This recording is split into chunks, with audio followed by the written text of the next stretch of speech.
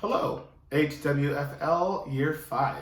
My name is Charles Norris, and I am an actor in Los Angeles, California. I've been here for about 7, 8 years, and I have been an actor for the majority of my life, give or take. I'm really excited to do this, so thank you for allowing me the opportunity to share with you some of my experiences, and thank you for your excellent questions. I will try to answer them as thoroughly as possible. So, question number 1. Why did you decide to work in the film industry? Which is an excellent question. For me, it started as a young kid. I really loved the idea of like watching Scooby-Doo or Mickey Mouse, and then I moved to Japan. And I was probably about 5 or 6 years old. And as a result, we didn't have a lot of English-speaking channels there. And so I'd watch a lot of TV shows, and I would never really know what was going on. And I really had to learn how to understand film and understand body language and performance and storytelling plot from just really watching, even with no understanding of what was being said. And so as a result, I really became very addicted to it.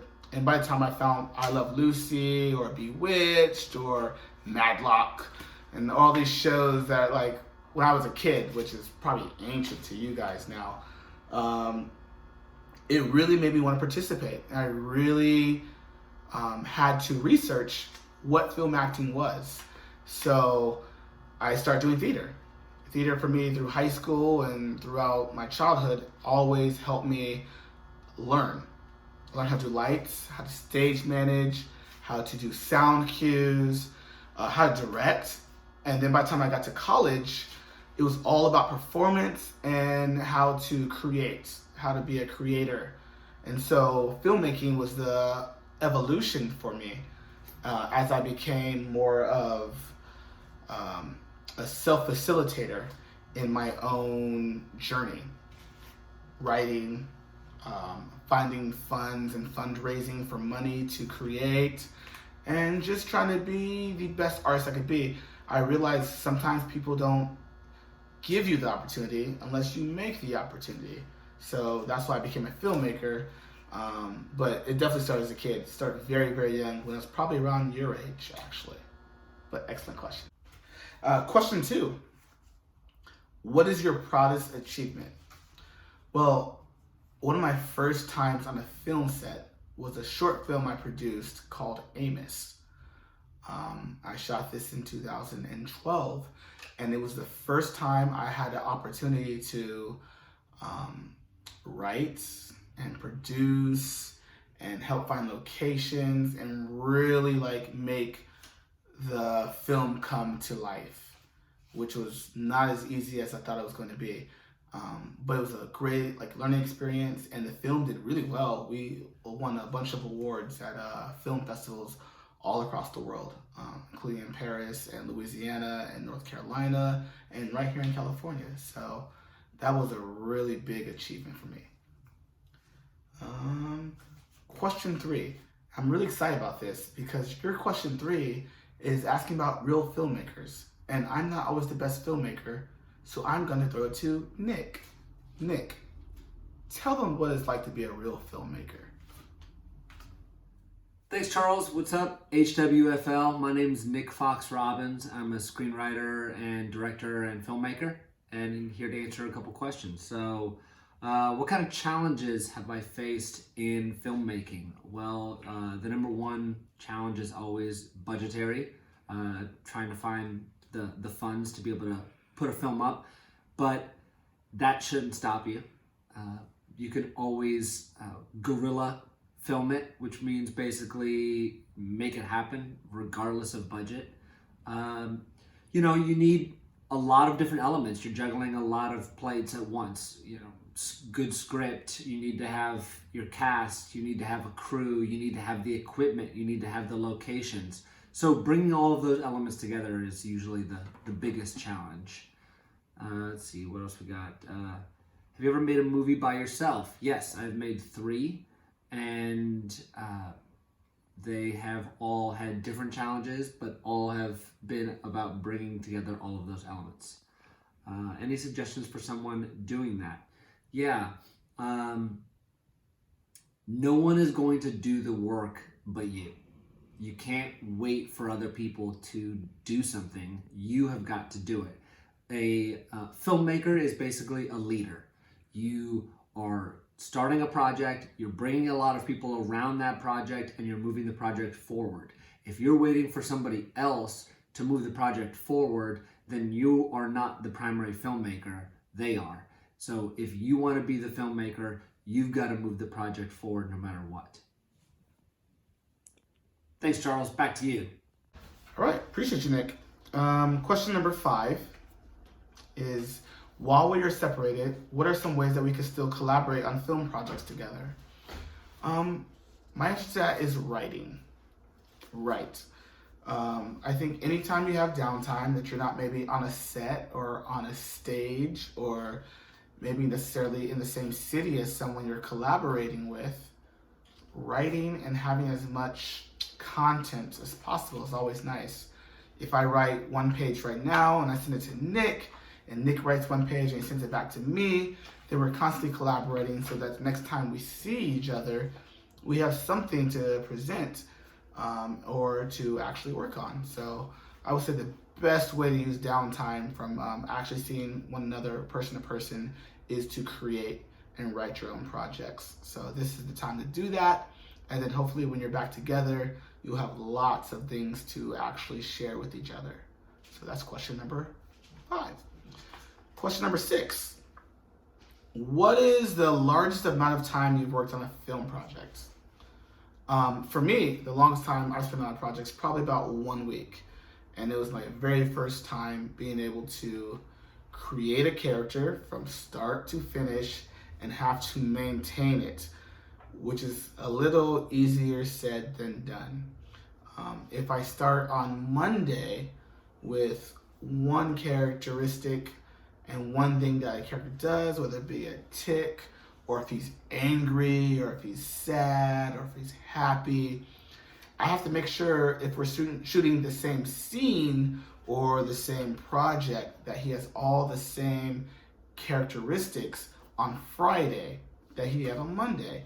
Meaning if I start shooting this scene today, 5 days from now, I still have to make sure I'm still equally as angry, as intense, or as happy, or as sad, or whatever it may be. I have to make sure I maintain that for as long as possible, because when you look at the scene as the audience, you want to be able to see that I haven't changed very much, and you shouldn't be able to tell the difference.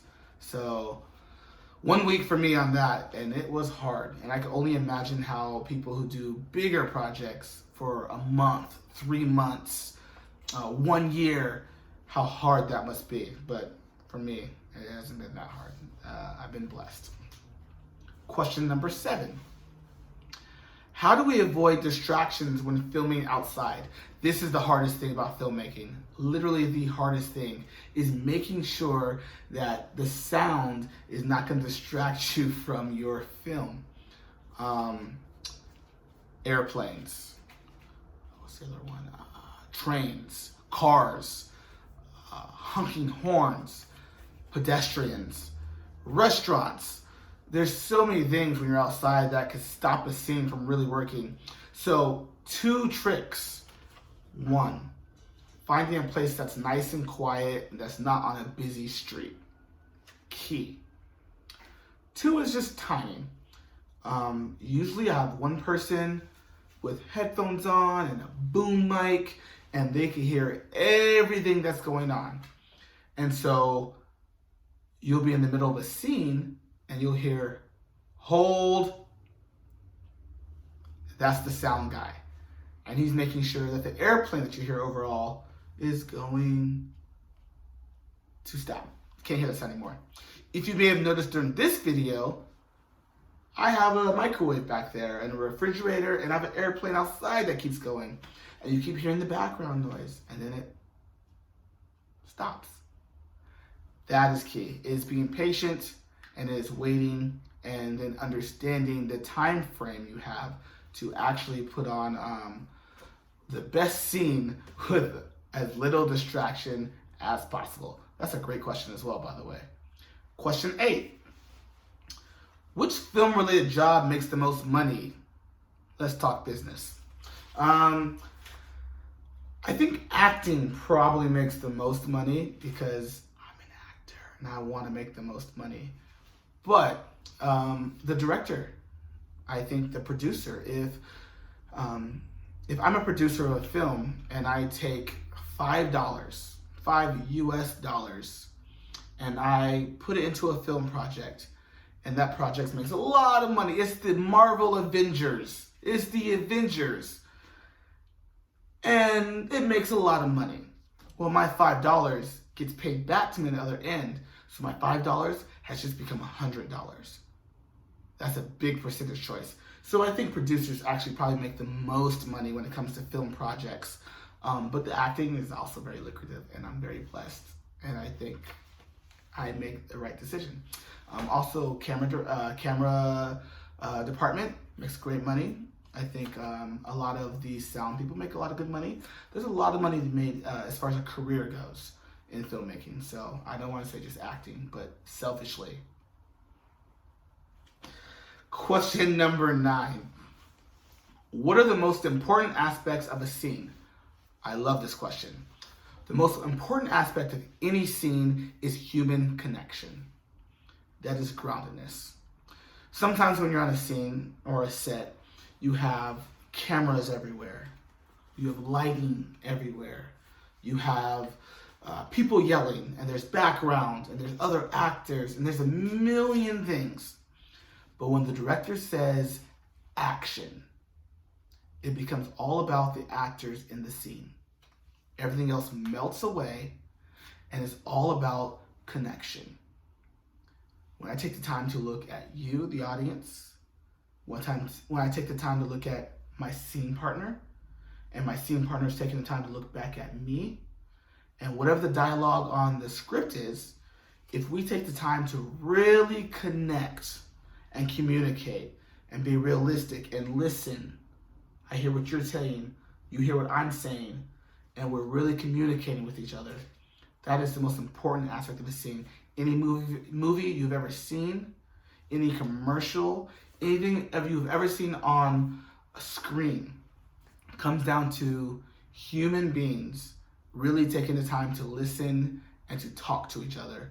That is the most important aspect of any scene, whether on film or in theater or in life. Important. Great question.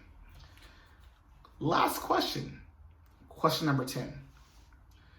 Can you share any interesting film tricks or movie magic? Yes. No. But yes. The key to movie making comes down to your question earlier about how long you ever worked on a set. As you may have noticed in making this video for you, I have not been in the same, it's been some cuts. I've not been in the same place. I've made some changes. This shirt, I'm not sure if you noticed, is different. Question 1 through 2 is a different shirt than question 6 through 10. Magic. Editing. Recognizing that sometimes time changes. If I started shooting this video 2 days ago and I'm finishing it now today, I want to make it look like it's the same scene. And that's when film magic comes in. There's usually one person on the set of any film I've ever done or commercial that their only job is to make sure that consistency is there. Is to make sure that what I look like in one scene, I still look like this scene. What I said earlier, I'm still saying now. If I change one word, that person's job is to correct me and make sure I say it the way I did 3 days ago. When I'm filming something, my camera angles. Right now, you might not know what time of day it is. It might be 7 o'clock in the morning. It might be 9 o'clock at night. Do you see how dark Nick was compared to how light I am today? It's the same time of day though. Are you sure? Because constantly we're working with lights and directions and camera angles to make everything look as crisp as possible. So sometimes two actors might not be in the same place. I could film this right now, and then I could film the other person, 6 days from now in a whole different country. And if I made it just right, the magic is you'll never know the difference. So yes, but no, but yes. I would love to share magic, but it only works when you don't know you're being tricked. Guys, thank you so much for allowing me to share some time with you today. I love making movies. I love making art and being creative. And this is an awesome opportunity to really share myself. And I hope you learned something. If you have more questions, please share. And I would love to make another one of these. I have a million more answers, I'm positive, for you. Enjoy your day. Stay safe. Stay healthy. And maybe we could work together soon. Bye.